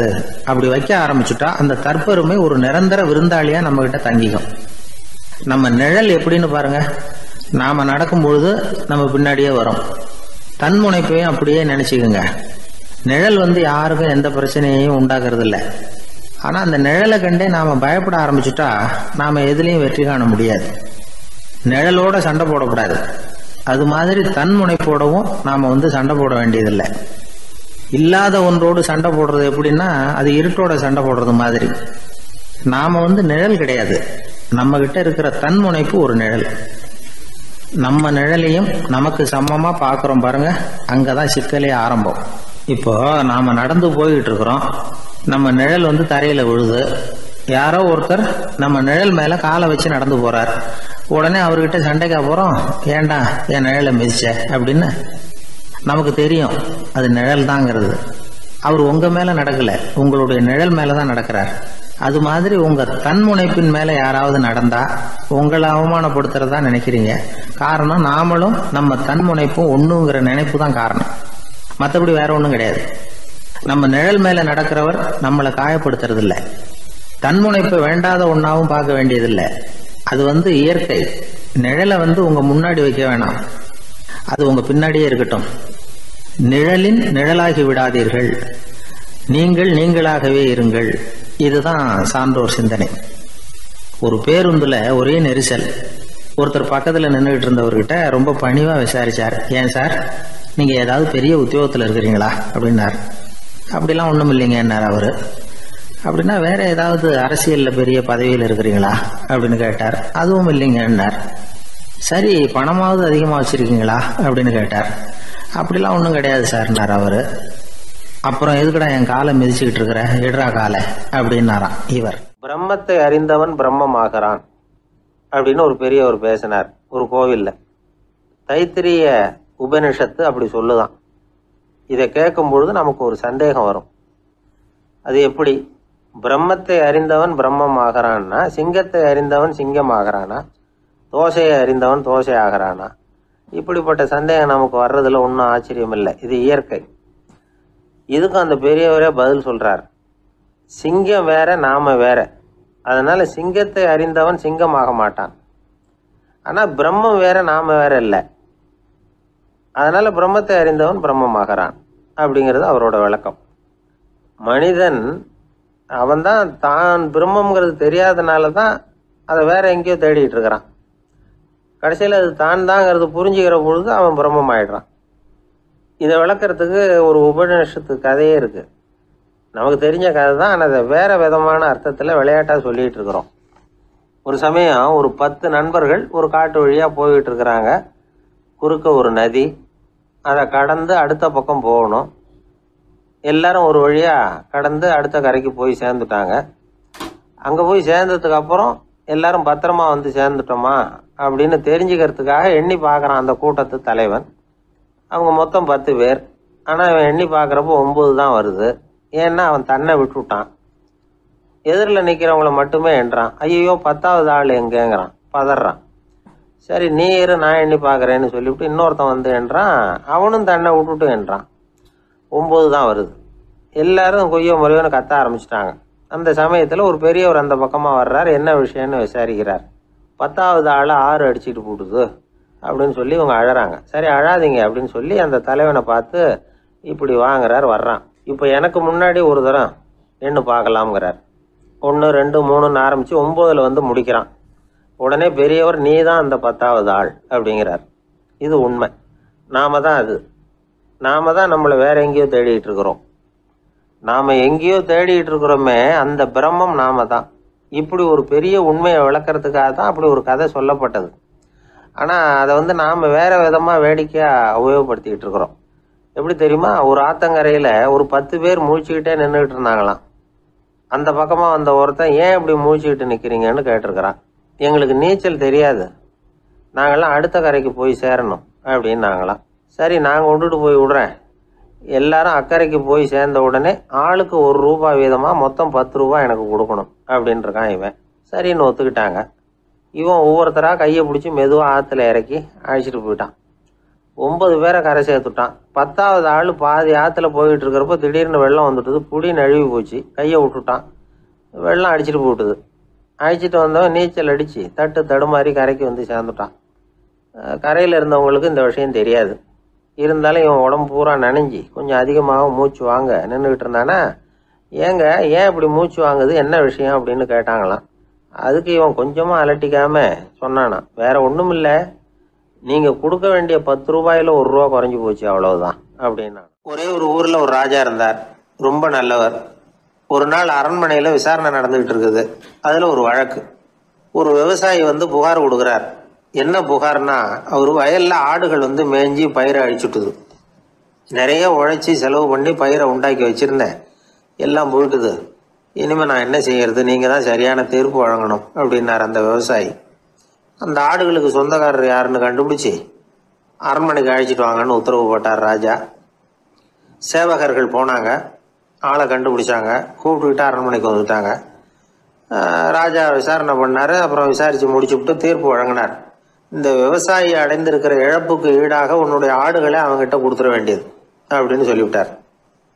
உன்கிட்ட இருக்கிற ஆடு பூரா அவன்கிட்ட கொடுத்துரு, அந்த ஆட்டுனால ஏற்பட்ட இழப்பு சரியாக போகட்டும் அப்படின்னு தீர்ப்பு வழங்கிட்டார். அந்த மன்னருடைய மகன் இதை பார்த்துக்கிட்டே உட்காந்துருந்தான். இந்த தீர்ப்பை இன்னும் கூட சிறப்பாக வழங்கலாமே அப்படின்னு நினைச்சான். அப்பா கிட்ட சொன்னான். உடனே அந்த அரசர், சரி நீயே இதுக்கு சரியான தீர்ப்பு சொல்லு அப்படின்னார். அந்த இளவரசன் தீர்ப்பு சொல்றான். அவன் சொன்ன தீர்ப்பு என்னன்னா, உங்ககிட்ட இருக்கிற ஆடுகள் எல்லாத்தையும் 1 வருஷ காலத்துக்கு அந்த விவசாயிகிட்ட ஒப்படைச்சிட வேண்டியது. அந்த 1 வருஷத்துக்குள்ள அந்த ஆடுகள் போடுற குட்டிகள், பால், எரு எல்லாம் விவசாயி எடுத்துக்க வேண்டியது. 1 வருஷத்துக்கு அப்புறம் உங்களுடைய ஆடுகளை நீங்களே திருப்பி வாங்கிக்க வேண்டியது. இதுதான் இளவரசன் சொன்ன தீர்ப்பு. இது சரியான தீர்ப்பு தான். இனிமே என்னுடைய அரச பொறுப்புகளை இளவரசர் வசம் ஒப்படைக்கிறேன் அப்படின்னு சொல்லி ஒப்படைச்சுட்டாராம். அதாவது தாவூத் நபி, சுலைமான் நபி இவர்களுடைய சரித்திரத்தில் இந்த சம்பவம் காணப்படுறதாக ஒரு நண்பர் சொன்னார். ஒரு தண்டனையை பெறுகிறவன் அதுக்கு பிறகு சமூகத்தில் நல்ல விதமாக வாழறதுக்கு வாய்ப்பு இருக்கிறது மாதிரி அமையணும் தீர்ப்பு. அதுக்கு இது ஒரு உதாரணம். சில தீர்ப்புகள் எப்படி அமைஞ்சு விடுதுன்னா, ஒரு தண்டனையை அனுபவித்து முடித்தவன் அதுக்கப்புறம் இந்த சமூகத்தில் நல்லவனா வாழறதுக்கு நினைச்சா கூட அதுக்கு தகுதி இல்லாதவன் அப்படிங்கிற அளவுக்கு சூழ்நிலை அமைஞ்சிருது. இது சிந்திக்க வேண்டிய ஒரு செய்தி. இன்னொரு ஊர்ல ஒரு ராஜா இருந்தார். அவர் ஒரு நாள் ஒரு போட்டி வச்சார். என்ன போட்டின்னா, அரண்மனை வாசல்ல ஒரு பெரிய நீச்சல் குளம், அதுல நிறைய விஷப்பாம்புகள். எந்த இளைஞன் துணிச்சலா அதுல நீச்சல் குளத்துல குதிச்சு நீந்தி கரையேறி வர்றானோ அவனுக்கு 100 ஏக்கர் நிலம் பரிசா வழங்கப்படும். அது வேணாம்னா 1000 ஆடுகள் பரிசா வழங்கப்படும். அதுவும் வேணான்னா என்னுடைய மகளை வந்து கல்யாணம் பண்ணிக்கலாம். இதுதான் மன்னருடைய அறிவிப்பு. பரிசுலாம் நல்லா தான் இருக்குது. இருந்தாலும் பாம்புகள் உள்ள குளம்ங்கிறது நல்லா இல்லையே, அதனால யாரும் அதில் குதிச்சு நீஞ்சறதுக்கு முன் வரல. இருந்தாலும் திடீர்னு ஒரு இளைஞன் அந்த நீச்சல் குளத்தில் குதிச்சான். நீந்தனா ஒரு வழியாக கரையேறி வந்துட்டான். மன்னருக்கு ரொம்ப மகிழ்ச்சி. நீ தான் தைரியமான இளைஞன், வா இப்படின்னு கூப்பிட்டார். கிட்ட வந்தான். அந்த இளைஞன் தண்ணீர் சொட்ட சொட்ட வந்து நிற்கிறான். சரி, உனக்கு 100 ஏக்கர் நிலம் வேணுமான்னு கேட்குறார். வேண்டாங்கிறான். சரி, அப்படின்னா 1000 ஆடுகள் வேணுமான்னு கேட்குறார். அதுவும் வேணாங்கிறான். ஓ, அப்படின்னா என் பொண்ணை கல்யாணம் பண்ணிக்கிறியா அப்படின்னு கேட்குறாரு. அதுவும் வேணாங்கிறான். ராஜாவுக்கு ஒன்றும் புரியல. அப்படின்னா உனக்கு என்னதான் வேணும் அப்படிங்கிறார். என்னை பிடிச்சி இந்த குளத்துல தள்ளி விட்டவன் யாருங்கிறது எனக்கு தெரியணும் அப்படின்னா. ஒரு இளைஞன், வசதியான குடும்பம், அவனுக்கு வாழ்க்கையில நிம்மதி இல்ல, வாழவே பிடிக்கல, எல்லாம் வெறுத்து போச்சு. என்ன பண்ணலாம்னு யோசனை பண்ணான். ஒரு குருவை தேடிட்டு போனான். அவர்கிட்ட தான் வந்த விவரத்தை சொல்லி ஏதாவது வழி சொல்லுங்க சுவாமின்னு கேட்டான். அவரு பார்த்தார். சரி, அதுக்கு முன்னாடி உன்னை பத்தி கொஞ்சம் சொல்லு, எவ்வளவு படிச்சிருக்கிற, என்ன தெரியும் உனக்கு அப்படின்னு கேட்டார். சுவாமி, நான் ஒழுங்கா படிக்கல, எதுவும் தெரியாது, ஆனா ஒண்ணு, கொஞ்சம் சதுரங்கம் ஆட தெரியும் எனக்கு, அவ்வளவுதான். குரு கொஞ்சம் யோசனை பண்ணார். பக்கத்துல இருந்த ஒரு சீடனை கூப்பிட்டார். அவங்கிட்ட ஒரு பேரை சொல்லி, நீ உடனே போய் அந்த பிக்ஷுவை இங்க கூப்பிட்டுட்டு வா அப்படின்னார். வரும்பொழுது ஒரு சதுரங்க பலகையும் அதுல விளையாடுறதுக்கான காய்களையும் எடுத்துட்டு வா, அப்படியே நம்ம சீடர்கள் எல்லாரையும் இங்க வர சொல்லு அப்படின்னு சொன்னார். கொஞ்ச நேரத்துல எல்லாரும் வந்து சேர்ந்தாங்க. சதுரங்க பலகையை கொண்டாந்து வச்சாங்க. அந்த பிக்ஷுவும் வந்து சேர்ந்தார். குரு முன்னாடி அடக்கமா நின்னார். குரு அவரை கிட்டத்துல கூப்பிட்டு கொஞ்ச நேரம் சதுரங்கம் ஆடணும்னார். அந்த பிக்ஷுவுக்கு சதுரங்கம்னா என்னன்னு தெரியாது. இருந்தாலும் மறுப்பு எதுவும் சொல்லல. குரு சொன்னார், பிக்ஷுவே, நீர் என்னுடைய சீடர், என்னுடைய பேச்சை மறுக்காதவர், உம்முடைய அடக்கத்தையும் பணிவையும் நான் அறிவேன். எனக்காக உயிரையும் கொடுக்கறதாக சொல்லி இருக்கிறீங்க. இப்போ அதுக்கான வாய்ப்பு வந்திருக்குது. நீங்க இந்த இளைஞனோட சதுரங்கம் ஆடணும். தோத்து போனா இந்த வாளால தலையை சீவி விடுவேன். ஆனா இறந்தால் உமக்கு சொர்க்கம் நிச்சயம். நீங்கள் வெற்றி பெற்றுட்டா தோற்று போன இந்த இளைஞனின் தலையை சீவி விடுவேன். சரி, இப்போ நீங்க ஆட ஆரம்பிக்கலாம்னார். ஆட்டம் ஆரம்பமாச்சு. அந்த பிக்ஷு முகத்துல சலனமே இல்ல. சாவை பத்தி கவலைப்பட்டதாவே தெரியல. எதுவும் புரியலன்னாலும் குருவின் கட்டளைங்கிறதுனால ஏதோ ஒரு காயை நகர்த்திட்டு இருந்தார். சுத்தி இருந்த சீடர்கள் முகத்துல திகில், பயம், பாவம், நம்ம பிக்ஷு நிலைமை இப்படி ஆயிட்டுதே அப்படிங்கிற கவலை. குரு கையில பெரிய வாள் பளபளப்பா தயாரா இருக்குது. பிக்ஷு காயை நகர்த்துறது ஆரம்பத்திலேயே ஆச்சரியமா தெரிஞ்சாலும் அவருக்கு சதுரங்கம் பத்தி எதுவுமே தெரியாதுங்கிறது இளைஞனுக்கு புரிஞ்சு போச்சு. அவனுக்கு உற்சாகம் வந்துட்டது. சுறுசுறுப்பா காய்களை நகர்த்த ஆரம்பிச்சான். பிக்ஷு கொஞ்சம் கொஞ்சமா தோத்துக்கிட்டே வந்தார். சுத்தி இருக்கிற சீடர்கள் முகத்துல சொல்ல முடியாத வேதனை, இளைஞன் முகத்துல மகிழ்ச்சி. நிமிர்ந்து பார்த்தான் எதிரில இருந்த பிக்ஷுவை. அவர் முகத்தை பார்த்ததும் இவனுக்கு ரொம்ப பாவமா இருந்தது. அந்த முகத்துலதான் எவ்வளவு சாந்தம், எவ்வளவு இனிமை, அவர் கண்கள்ல எவ்வளவு கருணை. இவர் சாகத்தான் வேணுமா? இளைஞன் யோசிக்க ஆரம்பிச்சான். நாம இறந்து போனா யாருக்கும் எந்த இழப்பும் இல்ல. வீணாகி போன தன்னுடைய வாழ்வும் சாவும் யாரையும் பாதிக்க போறதில்ல. ஆனா துறவியும் ஞானியுமான கருணை மிக்க இந்த பிக்ஷு இறந்தா அது எவ்வளவு பெரிய இழப்பு. அதுக்கு நாம காரணமா இருக்கிறதா அப்படின்னு நினைச்சு பார்த்தான் அந்த இளைஞன். உடனே கண்ணாமண்ணான்னு விளையாட ஆரம்பிச்சுட்டான். அதாவது தான் தோத்து போகணுங்கிறதுக்காகவே. ஆட்டத்தை கூர்ந்து கவனிச்சுக்கிட்டு இருந்த குரு திடீர்னு சதுரங்க பலகையை கழுத்து தள்ளினார். காய்கள்லாம் செதறி போட்டுது. எல்லாரும் திகைச்சு போயிட்டாங்க. யாருக்கும் வெற்றி தோல்வி இல்லைன்னு அறிவிக்கிறேன் குரு. தம்பி, உன்னுடைய மன ஒருமைப்பாட்டை கவனிச்சேன். முழுமையா ஆட்டத்துல மூழ்கி போனதையும் பார்த்தேன். கடைசியில உயிர் தியாகம் பண்ண முடிவெடுத்து தாறுமாறா ஆட ஆரம்பிச்சதையும் கவனிச்சேன். வாழ்க்கை என்னங்கிறதும் எந்த வாழ்க்கை பயனுள்ள வாழ்க்கைங்கிறதும் உனக்கு புரிஞ்சுட்டுது. இப்ப இங்க அதை நீ கத்துக்கிட்ட. உன்னுடைய மனம் பக்குவ நிலை அடைஞ்சுட்டுது. தியாகம் உன்னுடைய இதயத்துல குடி வந்துட்டுது. அது எங்க இருந்தாலும் நல்லதுதான். உனக்குள்ள இருந்துதான் அந்த தியாகம் வந்திருக்கு. அதை நீ அடையாளம் கண்டுபிடிச்சுக்கிட்ட. நீ இனிமே கொஞ்ச காலம் இங்கேயே இருந்துட்டு போகலாம். உன்னுடைய வாழ்வு பயனுள்ள வாழ்வா மாறும் அப்படின்னு சொல்லி அந்த குரு ஆசீர்வாதம் பண்ணார். இந்த காலத்திலயும் ஒருத்தர் அது மாதிரி தன்னுடைய வாழ்க்கையை பயனுள்ளதாக ஆக்கிக்கணும்னு ஆசைப்பட்டார். உடனே சதுரங்கம் ஆட ஆரம்பிச்சார். அப்புறம் சீட்டாட ஆரம்பிச்சார். கொஞ்ச நாள் கழிச்சு அவரை பார்த்த நண்பர் ஒருத்தர் கேட்டார், என்னங்க சீட்டாட ஆரம்பிச்ச பிறகு வாழ்க்கை பயனுள்ளதா ஆச்சா அப்படின்னு கேட்டார். ஆச்சுன்னார் அவர். யாருக்கு, உங்களுக்கான்னு கேட்டார். இல்லைங்க, நான் யாரோட ஆடுனோ அவருக்கு வாழ்க்கை பயனுள்ளதா ஆச்சு அப்படின்னு ஒரு விளக்கம் கொடுத்தாராம். அதனால வாழ்க்கைங்கிறது ரொம்ப நுட்பமான ஒன்று. அந்த நுட்பமான வாழ்க்கையை புரிஞ்சுக்கிட்டு அதுக்கப்புறம் அதை பயனுள்ளதாக மாற்றிக்கொள்ள வேண்டியது மனிதர்களுடைய கடமை. ஒரு நண்பர் யாருக்கோ ஃபோன் பண்ணிட்டு இருந்தார். அவர் பேசி முடிச்சதும் நான் அவரை பார்த்து, இப்போ ஃபோன் பண்ணீங்களே, அந்த ஃபோன் நம்பர் என்ன அப்படின்னு கேட்டேன். அவர் தலையை சொரிஞ்சுக்கிட்டார். ஞாபகம் வரலன்னார். சரி சார், அதை விடுங்க, உங்கள் மனைவி பேர் என்ன அப்படின்னு கேட்டேன். மாலதின்னார். என்ன சார் இது வேடிக்கை, கொஞ்ச நேரத்துக்கு முன்னாடி பேசின ஃபோன் நம்பர் மறந்து போச்சு. எப்போவோ கல்யாணம் பண்ணிக்கிட்ட மனைவி பேர் மறக்கலை, அதை கரெக்டாக சொல்லிவிட்டீங்களே அப்படின்னு கேட்டேன். அவர் என்ன ஒரு மாதிரியாக பார்த்தார். அவர் அப்படி என்னை பார்த்ததில் ஒன்றும் தப்பு இல்லை. ஏன்னா நாம் எல்லாருமே அப்படித்தானே. ஒரு குறிப்பிட்ட காரியத்துக்காக தொலைபேசியில் ஒருத்தட்ட பேசுகிறோம். அதுக்கப்புறம் அந்த எண் நமக்கு அனாவசியம், அதனால் மறந்துடுறோம். இதுக்கு பேர் தான் தற்காலிக ஞாபகம். ஆனால் மனைவி பேரை மறந்துட முடியுமா? முடியாது. அது அவசியமான ஒன்று. அடிக்கடி அந்த பேரை உபயோகப்படுத்துகிறோம். அதனாலேயும் அது முக்கியங்கிறதுனாலேயும் அதை மறக்கறதில்ல. இதுக்கு பேர் நிரந்தர ஞாபகம். சரி, இந்த தற்காலிக ஞாபகம், நிரந்தர ஞாபகம், இது 2 ஞாபக அளவுகளையும் கட்டுப்படுத்துறது எது அப்படின்னா மூளைக்குள்ளே நடக்கிற மின்சார நடவடிக்கைகள் தான். தற்காலிக ஞாபகம் ஒரு மின்னல் மாதிரி தோன்றி மறையுது. நிரந்தர ஞாபகம் ஒரு படிவம் போல மூளையில் படிஞ்சுடுது. ஒரு சம்பவத்தின் பல பிரதிகள் மூளையில் பல்வேறு பகுதிகளிலேயும் படிகிறதுனால ஒன்று மறைஞ்சாலும் மறந்தாலும் இன்னொன்று மறையறதில்லை. இப்படிப்பட்ட நிலைமையில தான் இந்த தொண்டையில் இருக்கு, வாயில் வரமாட்டேங்குது சார் அப்படிமா. ஒருத்தருக்கு எந்த துறையில் ஆர்வமும் ஈடுபாடும் அதிகமோ அது சம்பந்தமான ஞாபக சக்தி அதிகமாக இருக்கும். தொழிலை விரும்புகிற ஒரு டெலிஃபோன் ஆப்ரேட்டருக்கு எண்கள்லாம் நல்ல ஞாபகம் இருக்கும். அது மாதிரி கவிஞர்களுக்கு வார்த்தைகள் நல்ல ஞாபகத்தில் இருக்கும். இது ஒரு பக்கம் இருந்தாலும் ஒரு மூளை எண்களை விட எழுத்துக்களை விட படங்களை ரொம்ப சுலபமாக ஞாபகத்தில் வச்சுக்குது.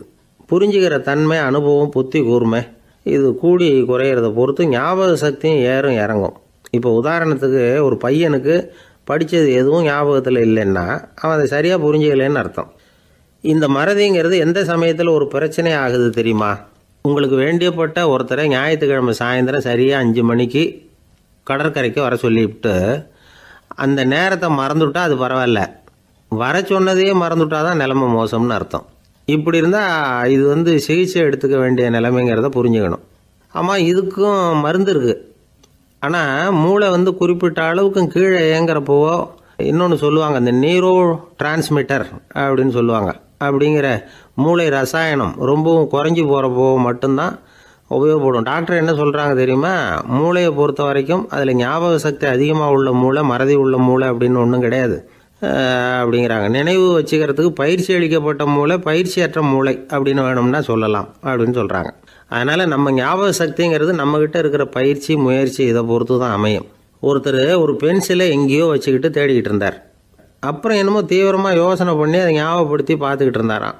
எதிரில் உட்காந்துருந்தவர் சொன்னார், பென்சிலை தானே தேடிக்கிட்டு இருக்கீங்க, அது உங்கள் வலது காதில் இருக்குது சார் அப்படின்னாராம் அவர்.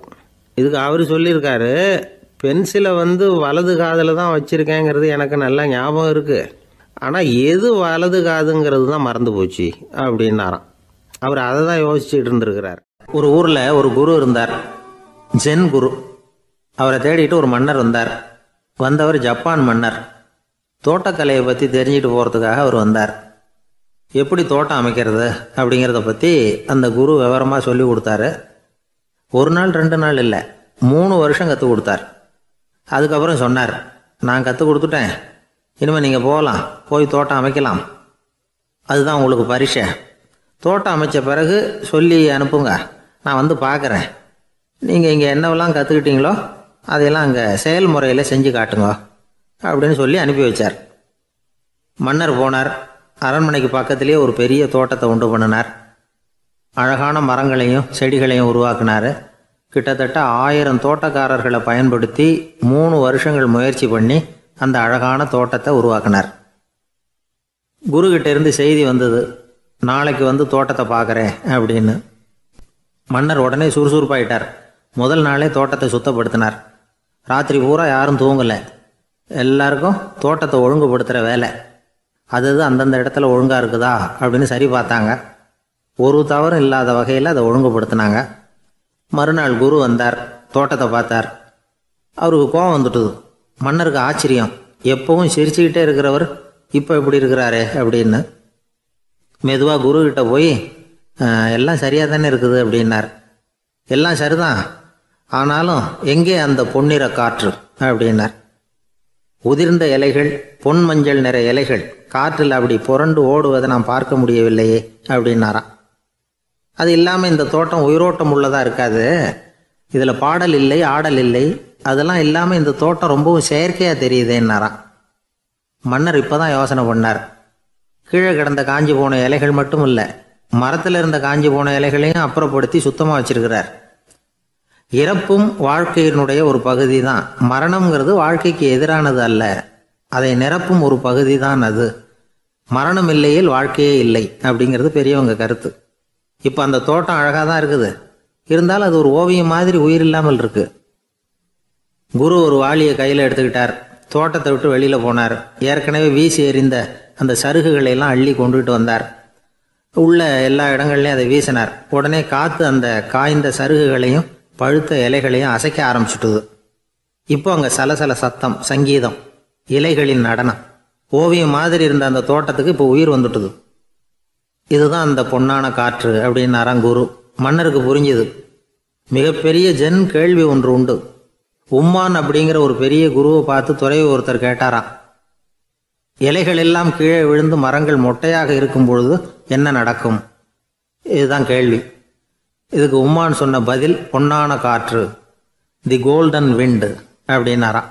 இதுக்கு என்ன விளக்கம்னா, உன்னுடைய எண்ணங்கள் எல்லாம் உன்னுடைய மனசிலிருந்து கீழே விழுந்து உனது உள்ளுணர்வானது மொட்டையாக நிற்கும் நிலைதான் அது. உனது வேர்களின் அருகில் காற்று வீசுகிறது. எல்லா எண்ணங்களும் உன்னிலிருந்து வெகு தூரத்துக்கு புரண்டு கொண்டே சென்று விடுகிறது. நீ அவற்றை கடந்து விட்டால் நீ அவைகளுக்கெல்லாம் மேலெழுந்து கீழே பார்ப்பவனைப் போல நிற்க ஆரம்பித்து விடுவாய். அதுதான் தியானம் என்பது அப்படின்னு சொல்றாங்க. தியானம்ங்கிறது எண்ணத்துக்கு எதிரானதில்லை. தியானம்ங்கிறது எண்ணங்களை கடந்து செல்வது தான். அதுக்கப்புறம் நாம் பொன்னிற காற்றில் ஆட ஆரம்பிச்சிருவோம். இதுதான் பெரியவர்கள் சொல்றது. என்கிட்ட ஒருத்தர் தோட்டம் அமைக்கணும்னு யோசனை கேட்டு வந்தார். எல்லாம் சொல்லி கொடுத்தேன். செடிகள்லாம் செழிப்பாக வளரணும்னா வேர் காயாமல் பார்த்துக்குங்க, தினமும் தண்ணி விடுங்க அப்படின்னு சொல்லி அனுப்பி வச்சேன். ஒரு மாதம் கழிச்சு ஒரு தோட்டத்தை பார்க்கறதுக்காக போனேன். போய் பார்த்தா எல்லா செடியும் வாடி கிடக்குது. என்னங்க இப்படி பண்ணிவிட்டீங்கன்னு. நீங்கள் சொன்னபடி தான் செஞ்சேன்னார். என்ன செஞ்சீங்கன்னு கேட்டேன். வேர் காயாமல் பார்த்துக்க சொன்னீங்க, தினமும் ஒரு தடவை எல்லா செடியையும் ஒவ்வொன்றா பிடுங்கி பார்த்து வேர் காயாமல் இருக்கா அப்படின்னு பார்த்துட்டு அதுக்கப்புறம் தண்ணி பாய்ச்சனே, அவ்வளவுதான் அப்படின்னார். அந்த ஆளை கண்டா ஏன் இப்படி முகத்தை திருப்பிக்கிட்டு வர்றீங்க அப்படின்னு கேட்டார் ஒருத்தர் நண்பர்கிட்ட.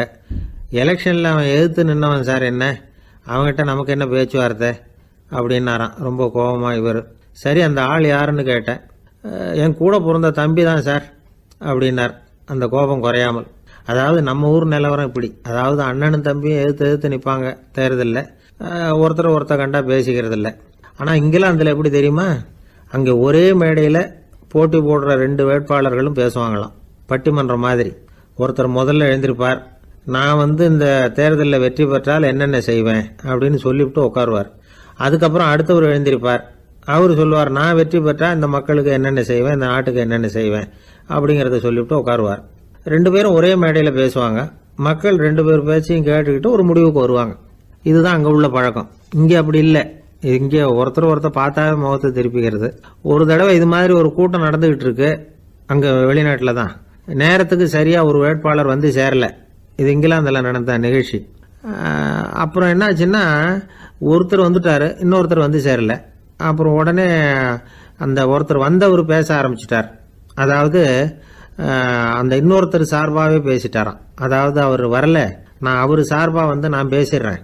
அதாவது அவர் ஜெயிச்சுட்டா அவர் என்னென்ன செய்வார் இந்த நாட்டுக்கு அப்படின்னு சொல்லி அவர் பக்கத்தில் உள்ள நியாயத்தை எடுத்து இவரே சொல்லிட்டாராம். இப்படிலாம் அங்கே நடந்துதான். இது எப்பேற்பட்ட தேர்தல் பண்பாடு பாருங்க. அதனால இன்னொரு விஷயம், இப்போ இங்கிலாந்துலாம் ஓட்டு கேட்குறப்ப வெற்றியா தோல்வியாங்கிறத ஓரளவுக்கு யூகிச்சுடலாமா. இப்போ ஒரு வேட்பாளர் ஒரு வீட்டுக்கு முன்னாடி போய் நின்று எனக்கு ஓட்டு போடுங்கன்னு கேட்குறாருன்னு வச்சுங்களேன், அதுக்கு என்ன பார்த்து செய்கிறோம், போயிட்டு வாங்க அப்படின்னு சில வீடுகளில் வாசலில் நின்னே சொல்லி அனுப்பிச்சிருவாங்களாம். வேற சில வீடுகளில் எப்படின்னா, வேட்பாளரை வீட்டுக்குள்ளே கூப்பிட்டு காபி சாப்பிட சொல்லி உபசரித்து அதுக்கப்புறம் அனுப்பி வைக்கிறது வழக்கமாக. இதில் எந்த வீட்டு ஓட்டு நிச்சயம் தெரியுமா? வாசலில் நின்னே வழி அனுப்பி வச்சுடுறாங்க பாருங்க, அவங்க ஓட்டு நிச்சயம். உள்ளே கூப்பிட்டு காப்பி கொடுத்து அனுப்புகிறாங்க பாருங்க, அவங்க ஓட்டு நிச்சயம் இல்லையா. சரி, அப்புறம் ஏன் அந்த உபசரிப்பு அப்படின்னு கேட்டால் அதுக்கு ஒரு காரணத்தை சொல்கிறாங்க. அதாவது அது ஒரு அனுதாபத்தை தெரிவிக்கிற முறையா. ஐயோ பாவம், நாம் இவருக்கு ஓட்டு தான் போட போகிறதில்ல, எதையாவது செய்வோம், காப்பியாவது சாப்பிட்டு போகட்டும் அப்படிங்கிற எண்ணமா. இப்படி அந்த ஒரு பழக்கம். ஆக அந்த ஊரில் நிறைய காப்பி சாப்பிடணும்னு ஒருத்தர் ஆசைப்பட்டால் தேர்தலில் தோற்று போகிறதுக்கு தயாராக இருக்கணும். ஒரு சமயம் ஒரு ஊரில் தேர்தல் நடந்துதான். ஒரு தொகுதியில் நின்று தோற்று போன ஒருத்தர் கையில் ஒரு துப்பாக்கியோட ஊருக்குள்ளே சுற்றிக்கிட்டு இருந்தாராம். ஒரு போலீஸ்காரர் அவரை பார்த்துட்டு சந்தேகப்பட்டிருக்கார். அதனால் அவரை தடுத்து நிறுத்தி, என்ன இது துப்பாக்கியோட சுற்றுறீங்களேன்னு விசாரிச்சிருக்கார். இதுக்கு அவர் சொன்னாராம், சார், இந்த தொகுதியில் மொத்தம் 1,00,000 வாக்காளர்கள், அதில் எனக்கு 10,000 பேர் மட்டும்தான் எனக்கு ஓட்டு போட்டிருக்கிறாங்க. அப்படின்னா எனக்கு வேண்டாதவங்க இந்த தொகுதியில் 90,000 பேர் இருக்கிறாங்கன்னு அர்த்தம். இப்படி ஒரு சூழ்நிலையில் நான் என்னுடைய பாதுகாப்புக்கு ஆயுதம் இல்லாமல் நடமாடலாமா அப்படின்னு கேட்டாராம். எவ்வளவு எச்சரிக்கை பாருங்கள். நம்ம ஊரில் சில பேர் ஓட்டு கேட்குற விதமே தனி. ஒருத்தர் ரொம்ப சாமர்த்தியமாக ஓட்டு கேட்பாராம். அவர் எப்படின்னா, ஒரு வீட்டுக்கு போகிறாருன்னு வச்சுங்களேன், அந்த நேரம் அந்த வீட்டுக்காரரு என்ன செஞ்சுக்கிட்டு இருக்கிறாரோ அதே வேலையை இவரும் கொஞ்ச நேரம் செய்வாராம், அவருக்கு ஒத்தாசையா. அதுக்கப்புறம் மெதுவாக பேச்சு கொடுப்பார், ஓட்டு கேட்பார், இது மாதிரி எலெக்ஷனில் நிற்கிறேன் கவனிக்கணும்னு. அது மாதிரி ஒரு தடவை அவர் போனப்போ அங்கே அவர் என்ன பண்ணிட்டு இருக்காரு, வீட்டுக்கு பின்னாடி